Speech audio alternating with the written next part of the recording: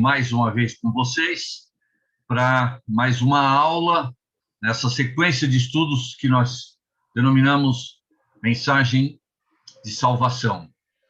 É um prazer anunciar a palavra de Deus e ter a presença de todos vocês para esse objetivo nos deixa muito alegres, muito contentes, e como nosso irmão tem orado, nosso desejo é que o Senhor fale com cada um de nós nessa noite, revelando-nos mais uma qualidade de Deus, que é muito interessante e muito importante. Hoje nós queremos mostrar, dentro da palavra de Deus, uma qualidade de Deus que é a sua santidade. O que é a santidade de Deus e qual a importância de nós sabermos que o nosso Deus, aquele a quem nós seguimos e servimos, é o Deus Santo. Como nós temos feito, esses primeiros estudos, eu vou colocar o texto na tela, mas aqueles que não têm muita prática de manusear a Bíblia, com o decorrer dos nossos estudos, vão pegando uma prática e depois, nas aulas futuras, a gente vai deixar de colocar o texto na tela. Mas, por enquanto, nós vamos fazer isso. Então, acompanha o que nós temos para apresentar ali na tela.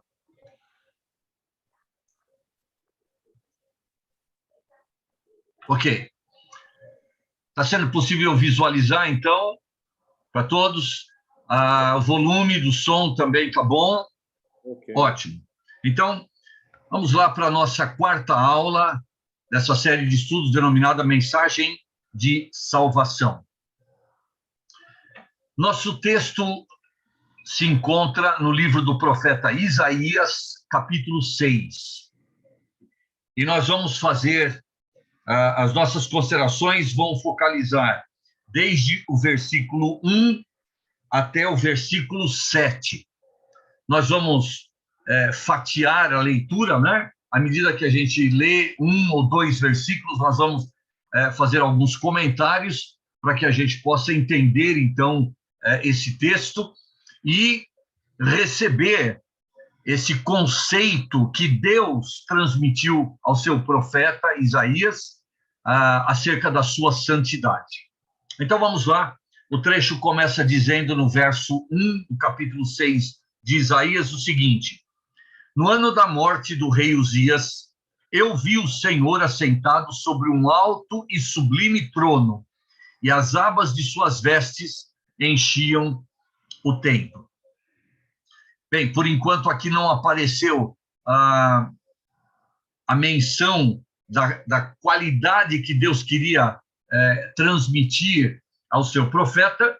Essa qualidade vai aparecer no versículo 3, mas eu queria examinar primeiro esse verso 1.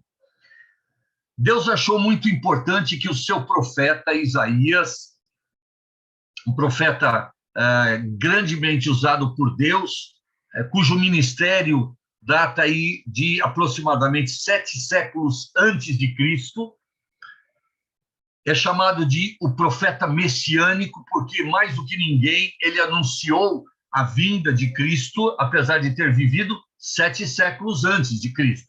E uma das suas principais funções foi exatamente essa.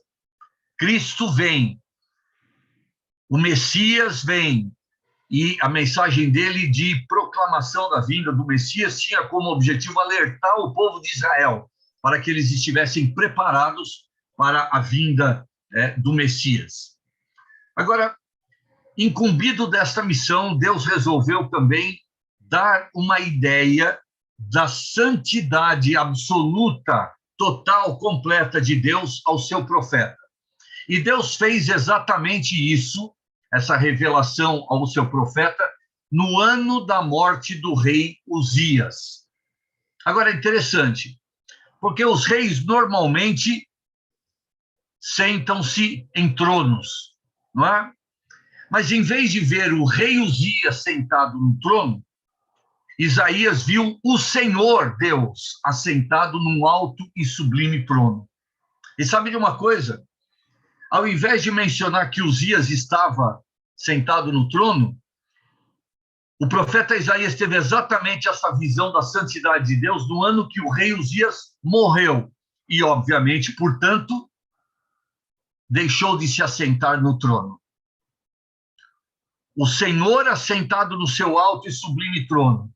E Uzias não mais assentado no trono, porque ele morreu. Agora, nós gostaríamos de ter mais informações acerca desse rei Uzias, que foi um dos reis do Reino do Sul, Judá, composto por 2 tribos de Israel. E nós gostaríamos de saber, afinal de contas, por que ele morreu e por que ele não está mais assentado no seu trono, o lugar costumeiro de um rei. Então, para nós termos estas informações, nós vamos para o segundo livro das Crônicas, no Velho Testamento, capítulo 26. Segundo livro das Crônicas, capítulo 26. E nós vamos fazer a leitura a partir do verso 1, onde nós encontramos o seguinte: todo o povo de Judá tomou a Uzias, que era de 16 anos, e o constituiu rei em lugar de Amazias, seu pai.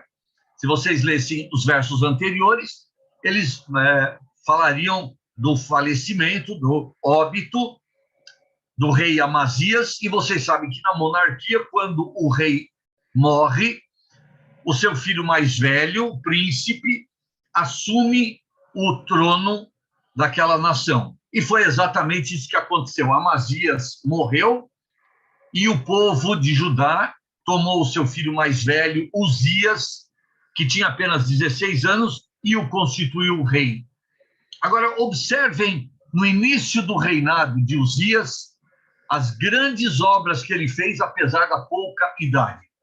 Ele edificou uma cidade chamada Elate e a restituiu a Judá depois que o rei descansou com seus pais. Essa cidade já tinha sido tomada por uma nação vizinha, mas através de uma guerra, Uzias reassumiu a posse dessa nação e a trouxe novamente pertencendo ao reino de Judá. Uzias tinha 16 anos quando começou a reinar e 52 anos reinou em Jerusalém. Era o nome de sua mãe, Jecolias, de Jerusalém. Agora, notem que, apesar de pouca idade, ele teve um temor ao Senhor que o levou a fazer o que era reto perante o Senhor, segundo tudo o que fizera Amazias, seu pai. E nós queremos saber por que o testemunho que Deus mandou registrar a respeito dele é de que era um homem que praticava o que era reto perante o Senhor. Então, vamos continuar a leitura para nós verificarmos qual a razão da sua retidão. Propôs-se buscar a Deus nos dias de Zacarias, que era sábio nas visões de Deus, e nos dias em que buscou ao Senhor, Deus o fez prosperar. Logo que Uzias tomou o trono, se assentou no trono e passou a reinar em Judá, havia um profeta de Deus chamado Zacarias, um mensageiro de Deus, um homem muito usado por Deus, e Uzias, nós diríamos na nossa linguagem, colou em Zacarias. O rei Uzias reconheceu que ele tinha pouca idade, que ele precisava de instrução, que ele precisava de orientação dentro da palavra de Deus. Então, ele tomou o profeta Zacarias como um mentor seu. E a Bíblia diz que, fazendo isso, ele propôs-se buscar a Deus. O resultado dessa busca a Deus, desse desejo de viver uma vida de retidão e de santidade diante de Deus, teve uma recompensa do Senhor, porque o texto diz: Deus o fez prosperar. O trecho menciona que ele saiu e guerreou contra os filisteus, e Deus o ajudou contra os filisteus, e também contra os arábios. O texto diz também que Uzias fabricou em Jerusalém máquinas de invenção de homens peritos, destinadas para as torres e cantos das muralhas, para tirarem flechas e grandes pedras. Divulgou-se a sua fama até muito longe, porque foi maravilhosamente ajudado até que se tornou forte. Eu gostaria de destacar para vocês, em primeiro lugar, a atitude de Uzias. Ele propôs-se buscar ao Senhor. Ele buscou a orientação de Deus através do profeta Zacarias.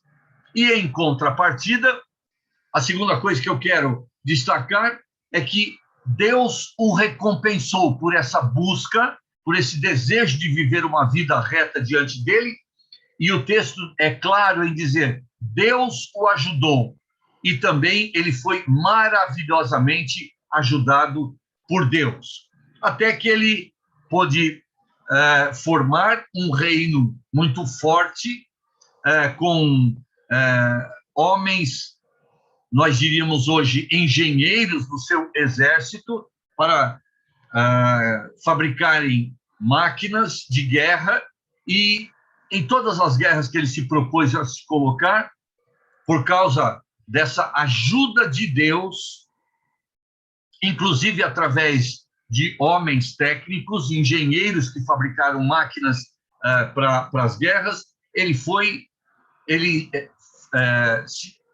fez, então, um reino forte, construiu um reino muito forte. Muito bem. Continuamos a leitura, e se até agora nós vimos coisas positivas acontecendo na vida do rei Uzias, o texto, lamentavelmente, agora diz o seguinte, havendo-se já fortificado, exaltou-se o seu coração para a sua própria ruína e cometeu transgressões contra o Senhor. Lamentamos profundamente essa revelação que o texto nos faz agora. Enquanto ele buscou ao Senhor, ele foi ajudado pelo Senhor, o que lhe permitiu construir um reino extremamente forte. Ele teve vitórias nas guerras, conquistas, riquezas grandes. Mas depois de construir esse reino forte e de se exaltar, ele se encheu de orgulho e ele cometeu transgressões contra o Senhor. O mesmo Senhor que o havia ajudado, dando-lhe vitórias, conquistas e riquezas, enquanto ele propôs-se a buscar o Senhor. E como é que ele manifestou o seu orgulho e a transgressão cometida contra o Senhor? O texto diz que ele entrou no templo do Senhor para queimar incenso no altar do incenso. Agora, deixe-me fazer um parênteses aqui. Israel era uma nação formada por 12 tribos. De uma dessas tribos, Judá, descendiam os reis, que eram descendentes de Davi, o maior rei de Israel. De outra tribo de Israel, a tribo de Levi, descendiam os sacerdotes e levitas que trabalhavam no templo. E Deus estabeleceu isso, colocando uma separação entre a orientação política, o rei, que devia vir da tribo de Judá, e a orientação religiosa, os sacerdotes e levitas, que deveriam ser provenientes da tribo de Levi. Acontece que, quando tomado pelo orgulho e cometendo transgressões contra o Senhor, Uzias não quis respeitar essa ordenança do Senhor. Ele era da tribo de Judá e, portanto, era rei, mas ele quis fazer a função dos sacerdotes que eram descendentes da tribo de Levi. Na verdade, ele quis juntar o poder político e o poder religioso na sua mão. Olha o que aconteceu em seguida. Porém, o sacerdote Azarias entrou após ele com 80 sacerdotes do Senhor, homens da maior firmeza, e resistiram ao rei Uzias e lhe disseram: e homens corajosos, a ti, Uzias, não compete queimar incenso perante o Senhor, mas aos sacerdotes filhos de Arão: sai do santuário, porque transgrediste. E quando Azarias e os 80 sacerdotes do Senhor, da tribo de Levi, disseram isso ao rei Uzias, sabem qual foi a reação dele? Uzias se indignou, tinha o incensário na mão para queimar incenso, indignando-se ele, pois, contra os sacerdotes, a lepra lhe saiu na testa, perante os sacerdotes na casa do Senhor, junto ao altar do incenso. Ele foi castigado pelo seu orgulho e pela sua rebelião contra a ordem do Senhor, de forma muito clara, muito precisa, quando saiu-lhe uma lepra na testa. Então o sumo sacerdote Azarias e todos os sacerdotes voltaram-se para ele, e eis que estava leproso na testa, e apressadamente o lançaram fora, até ele mesmo se deu pressa em sair, visto que o Senhor o ferira. Ele próprio reconheceu que aquilo era castigo do Senhor, e, reconhecendo isso, ele saiu do templo e deixou de querer realizar uma tarefa que era própria dos sacerdotes realizarem. E o trecho termina dizendo, verso 21, assim ficou leproso o rei Uzias até ao dia da sua morte. Muito bem. Então agora você já sabe, de forma bem resumida aí, o início, o meio e o fim da vida do rei Uzias. O início foi um início brilhante, porque ele propôs-se seguir ao Senhor, obedecer ao Senhor, seguir as orientações do profeta Zacarias. O meio foi que, depois de ter se fortalecido e adquirido muitas vitórias e conquistas e riquezas nas guerras em que ele empreendeu, ele se deixou levar pelo orgulho. E por causa disso ele foi castigado pelo Senhor e ficou leproso até o dia da sua morte. E o final da vida dele, um rei leproso morreu, como castigo do seu pecado. Agora volte lá para o versículo 1 do nosso trecho de Isaías. No ano da morte do rei Uzias, eu vi o Senhor assentado sobre um alto e sublime trono. Sabem, na época de Isaías, o Senhor estava assentado no seu trono. E hoje o Senhor continua assentado no trono. E isso nos faz pensar na soberania, no poder, no domínio que o Senhor tem sobre o universo. Mas nos faz pensar também numa qualidade que eu quero analisar com vocês hoje. Ele ainda continua assentado no trono. Nós já temos visto que ele é eterno. Nós já temos visto que ele não muda. E agora nós estamos vendo que ele não peca. E por isso ele não está sujeito à morte. Ao contrário, o rei Uzias, apesar de ter um início de reinado excelente, ele pecou, ele transgrediu a ordem de Deus. E por causa do seu pecado, ele foi castigado com a lepra. E isso fez com que até a sua morte fosse apressada. Morte é consequência de pecado. E Deus deu a visão da santidade dele, exatamente no dia em que, no ano em que Uzias morreu, estabelecendo um contraste violento entre Deus assentado no seu trono, porque ele é santo, e Uzias, que não mais estava assentado no trono, porque como pecador, ele foi castigado por Deus com a morte. Vamos seguir a leitura em Isaías capítulo 6, versículo 2. Serafins estavam por cima dele, em cima do Senhor assentado no seu trono. Cada um tinha 6 asas, com 2 cobria o rosto, com 2 cobria os seus pés, e com 2 voava. E clamavam uns para os outros, dizendo: Santo, Santo, Santo é o Senhor dos exércitos. Toda a terra está cheia da sua glória. No versículo 1, nós vimos a ocasião em que Isaías teve essa visão. E agora nós temos a visão propriamente dita. Além do Senhor assentado no seu trono, alto e sublime, ele viu um tipo de anjo que a Bíblia chama de serafins. A Bíblia fala de querubins, a Bíblia fala de anjos, a Bíblia fala de arcanjo e a Bíblia fala de serafins. E esses serafins eram anjos que tinham como objetivo zelar pela divulgação da santidade de Deus por toda a terra. Agora veja a constituição destes anjos. Eles eram anjos que tinham 6 asas. E eles usavam 2 para cobrir o seu rosto, 2 para cobrir os seus pés, voando apenas com 2.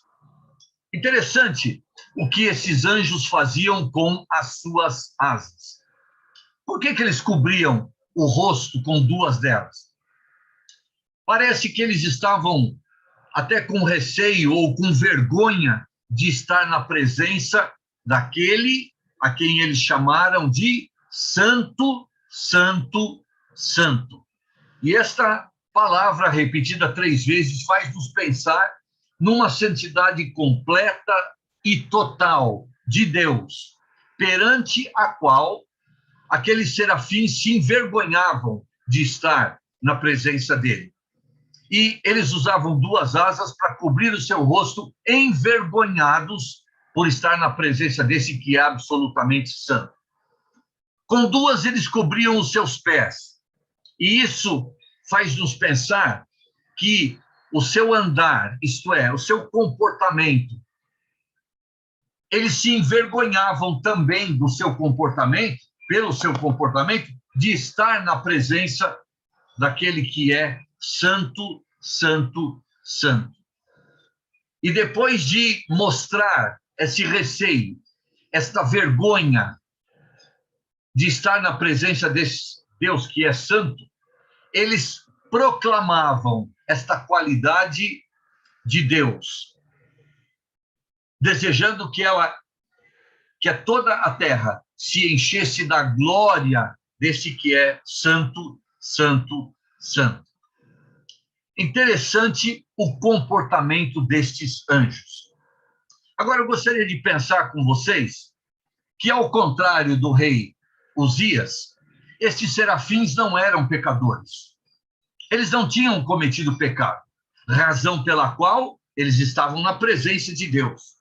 E apesar de não serem seres pecadores, eles se envergonhavam porque reconheciam que a sua santidade era muito limitada e ficava muito aquém da santidade completa e absoluta de Deus. E isso fazia-os corar de vergonha, envergonhar-se de estar na presença daquele que é absolutamente, completamente santo. Interessante, né? Seres sem pecado se envergonhavam de estar na presença daquele que é triplamente santo. A sua maneira de estar, de se comportar na presença de Deus mostrava esta vergonha. Agora, é interessante também a qualidade de Deus que eles proclamavam, a santidade de Deus. E é interessante nós pararmos para pensar um pouco o que é a santidade. Santidade, essa palavra santo significa separado. Mas separado do quê? Um Deus que não se mistura com os deuses que são o resultado da imaginação do homem. Um Deus que é separado, que não se mistura com pecado, com qualquer atitude errada, seja ela um pensamento, uma palavra ou uma ação pecaminosa. É isso que significa essa qualidade de Deus, sua santidade. Ele é separado de tudo aquilo que é pecaminoso. Sim, a Bíblia diz que Deus é luz e nele não há trevas. Entenda essa afirmação da seguinte forma: Deus é luz. Quer dizer que Deus tem todas as qualidades boas que você pode imaginar. Mas o apóstolo João, na primeira carta, capítulo 1, verso 5, ele completa esta ideia dizendo: e nele não há treva nenhuma. E isso significa que esse Deus não tem nenhuma qualidade pecaminosa que você possa imaginar. Isso é a santidade de Deus. Tudo de bom ele tem, nada de mal ele tem. Sua santidade absoluta se manifesta desta forma, então. E é interessante que aqueles serafins proclamavam a sua santidade. Agora, eu quero chamar a atenção de vocês, porque essa é a primeira vez que essa qualidade de Deus é mencionada na Bíblia, sendo proclamada lá nos céus. Mas no livro de Apocalipse, nós vamos encontrar uma outra ocasião em que isso também é mencionado. E sabe de uma coisa? Isso significa que a qualidade de Deus mais mencionada no céu é a sua santidade. É interessante porque, quando nós perguntamos para as pessoas, aponta uma qualidade em Deus, ou quem é Deus para você, normalmente nós recebemos a resposta de que Deus é amor. Não é? E sabe de uma coisa? Enquanto a qualidade de Deus mais mencionada no céu é a santidade, a qualidade de Deus mais mencionada na terra é o amor. Agora, isso está certo ou está errado? Eu diria que é interessante e é conveniente para os homens pensarem que Deus é amor.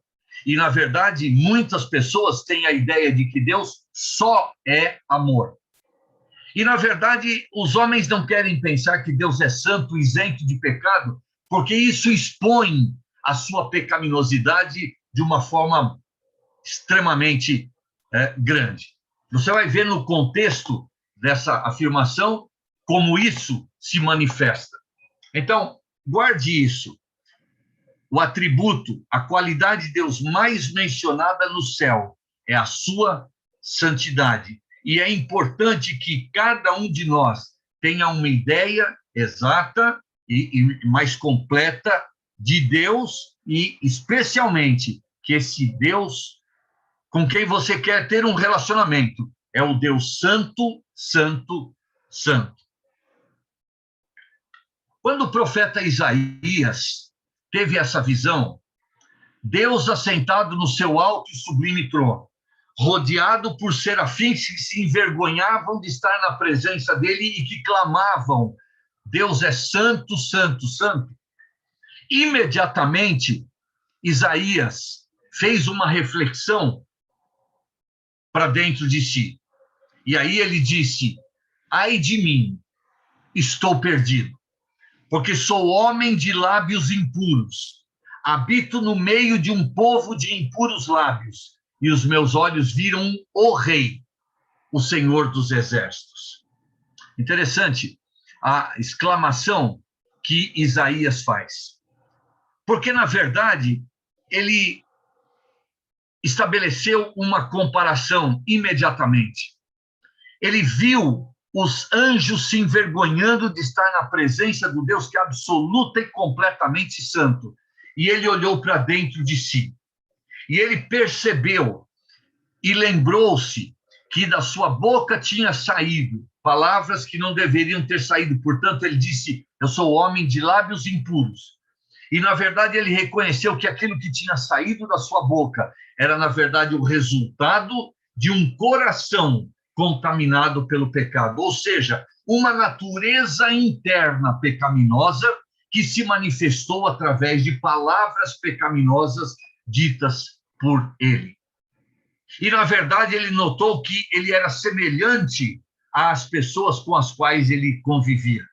Pessoas pecadoras, assim como ele, que manifestavam o seu pecado através, a sua natureza pecaminosa, através de atitudes pecaminosas ou atitudes impuras. E, ao mesmo tempo em que ele reconheceu a sua pecaminosidade, ele disse, os meus olhos viram o rei. E, obviamente, ele não estava se referindo ao rei Uzias, um pecador como ele, mas ele estava se referindo àquele que está assentado no trono, a respeito de quem os anjos clamavam, santo, santo, santo. E ele notou a tremenda diferença, o tremendo contraste entre ele, pecador, e Deus absolutamente santo. Interessante, não é?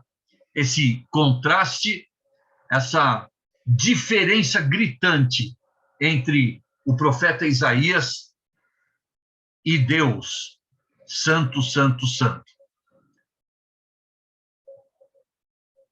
Em seguida, o texto diz o seguinte: então um dos serafins voou para mim, trazendo na mão uma brasa viva que tirara do altar com uma tenaz. Com a brasa tocou a minha boca e disse: eis que ela tocou os teus lábios. A tua iniquidade foi tirada e perdoado o teu pecado. Por enquanto, nós não vamos explorar com muita profundidade esses versos, mas eu quero dizer para você que lá no templo havia, na época de Isaías, um altar onde os sacrifícios pelo pecado eram realizados. E um dos serafins voou, trazendo exatamente uma brasa viva que tirara do altar, com uma tenaz. Pegou aquela brasa e tocou na boca de Isaías. Evidentemente, isso foi apenas na visão, mas você deve imaginar o que é que isso provocou, não é? Uma brasa encostando nos lábios de Isaías. O que Deus estava querendo ensinar para aquele profeta é que, por causa do pecado que Isaías reconheceu, que praticou, devido à sua natureza pecaminosa, uma ferida agora, como castigo, deveria ser feita. E quem merecia aquela ferida era exatamente o pecador. E depois da ferida feita, a iniquidade foi tirada, o pecado foi perdoado. Nos nossos próximos estudos, nós vamos abordar um pouquinho mais o que é essa necessidade de uma ferida ser feita para que o pecado seja perdoado. Mas agora eu queria pensar com você o seguinte: o primeiro versículo falou de Deus e Uzias, e você notou a diferença entre um rei pecador que se tornou leproso e que morreu por causa do seu pecado, e Deus santo, santo, santo.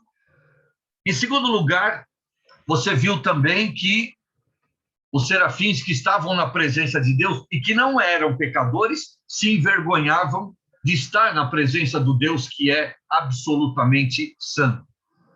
Em terceiro lugar, você viu que, como resultado dessa comparação entre Deus e o rei Uzias, Deus e os serafins, o profeta Isaías, imediatamente ele fez uma comparação de si mesmo com Deus. E o que ele disse como resultado dessa comparação? Ai de mim, estou perdido. Porque ele reconheceu também o seu pecado e ele reconheceu a santidade absoluta e completa de Deus. Agora, você notou uma coisa comum aí nesses três pontos? Deus, nos três casos, ele foi o referencial absoluto de santidade. Comparando a santidade de Deus com a do rei Uzias, estabeleceu-se um contraste. Comparando-se a santidade de Deus com a dos serafins, apesar de eles não serem pecadores, estabeleceu-se também um contraste, a superioridade da santidade de Deus. E comparando-se a santidade de Deus com a do profeta Isaías, ele próprio reconheceu um contraste evidente entre ele, o pecador, e Deus absolutamente santo. Agora, para nós terminarmos a nossa meditação, eu gostaria que você fizesse a seguinte reflexão. Deus foi o padrão de santidade nesses três casos anteriores. E agora eu gostaria que você fizesse uma comparação entre esse Deus que é santo, santo, santo e você. Você se acha digno de estar na presença de Deus? Os serafins que não tinham pecado se achavam indignos de estarem na presença de Deus. Uzias, mais ainda, um rei desobediente a Deus. Isaías, um grande profeta de Deus, um homem de Deus, mas ele próprio se achou indigno de estar na presença de Deus. E você, meu prezado ouvinte, o que é que você pensa de si mesmo? Ah, mas espera um pouquinho. Eu não quero que você se compare com aquele vizinho seu que bate na esposa quando ele chega bêbado em casa.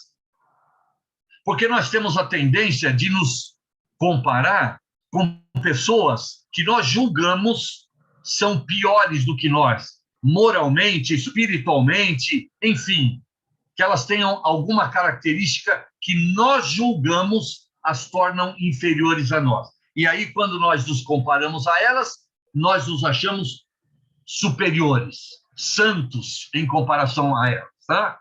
Mas esquece esse pensamento que é próprio do ser humano. Porque a Bíblia tem mostrado, esse trecho que nós estamos lendo, que o referencial de santidade não é o homem, mas é um referencial de santidade absoluto e completo. E esse referencial é Deus. O Deus santo, santo, santo. Você se acha digno de estar na presença desse Deus que é santo? Você tem pecado? Você tem uma natureza pecaminosa que se manifesta através de palavras, de atitudes ou até de pensamentos pecaminosos. Você tem essas manifestações pecaminosas? E por causa dessas manifestações, você se acha digno de estar na presença de Deus? Então me diga, como é que você quer ter um relacionamento com Deus? Como é que você quer estar na presença de Deus sendo pecador como você é? E tendo manifestado essa natureza pecaminosa como você tem manifestado ao longo dos seus dias. Eu gostaria muito que você pensasse nisso.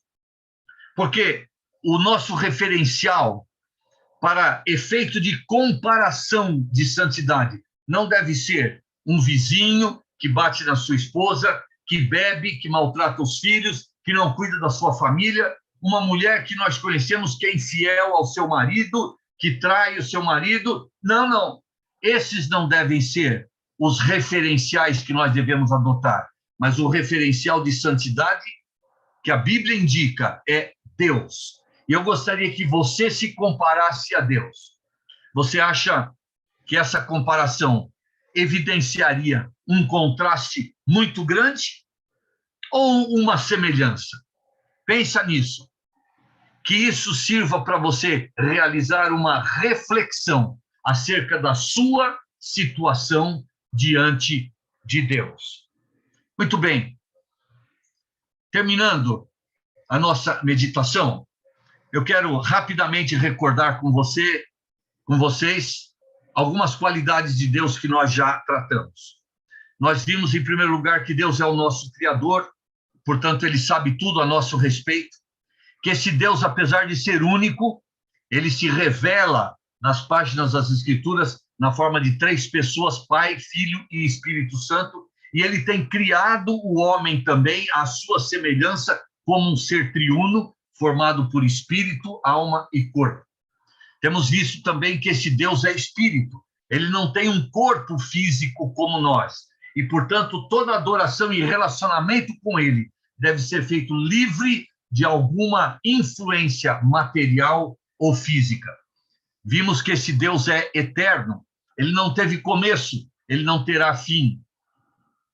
Ele não envelhece, ele não muda. Seus conceitos, seus valores, suas ideias são permanentes. E é por isso que nós estamos estudando a palavra de Deus, que apesar de ter sido um livro que terminou de ser escrito há praticamente 2000 anos atrás, ainda é atual.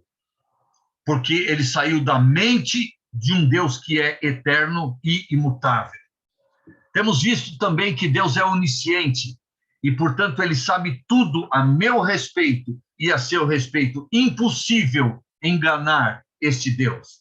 Vimos também que ele é onipresente, e se isso, por um lado, apresenta uma facilidade para nos comunicar com ele em qualquer lugar que eu estiver, por outro lado, me leva a pensar que não há nenhum lugar deste universo onde eu possa ir e fazer alguma coisa que não seja do conhecimento de Deus.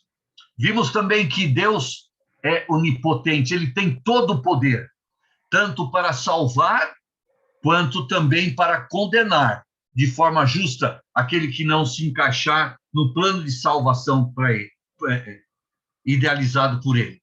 E, finalmente, hoje nós vimos que Deus é santo, santo, santo. Ele é o padrão de santidade e pureza. Ele é isento de todo o pecado.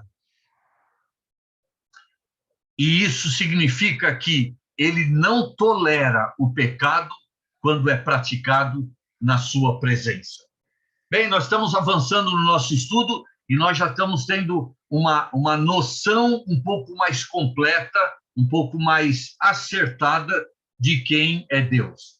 A semana que vem, Deus permitindo, nós vamos concluir esta série de estudos que inicialmente apresentam a pessoa de Deus. Então, até a semana que vem, Deus permitindo, esperamos que você fique com essa reflexão hoje e na semana que vem nós vamos concluir, então, essa apresentação de quem Deus é através da sua palavra. Que Deus abençoe a cada um dos ouvintes nessa noite. Amém.